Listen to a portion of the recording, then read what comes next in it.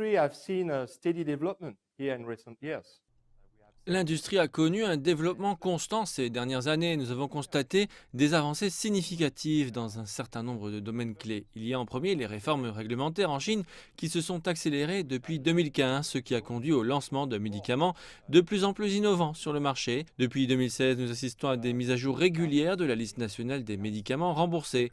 Aujourd'hui, le gouvernement donne la priorité au développement d'un système de sécurité médicale à plusieurs niveaux. Ces dernières années, nous avons également vu la Chine prendre des mesures pour renforcer la protection de la propriété intellectuelle. Il y a bien sûr de la place pour une amélioration continue dans chacun de ces domaines et l'industrie s'associe au gouvernement pour accélérer encore plus les progrès dans chacun de ces domaines. Dans le même temps, nous avons également assisté au développement rapide des entreprises de biotechnologie chinoises qui commercialisent des produits innovants pour les marchés.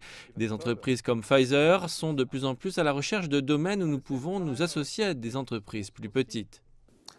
Comment voyez-vous l'environnement des affaires en Chine à l'ère de la pandémie pour les sociétés pharmaceutiques internationales?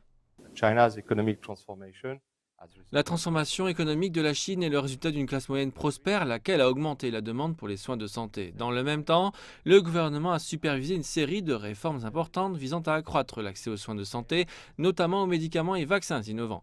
Par exemple, la NMPA a travaillé dur pour accélérer le processus d'examen et d'approbation des médicaments et aligner son cadre réglementaire sur les normes internationales.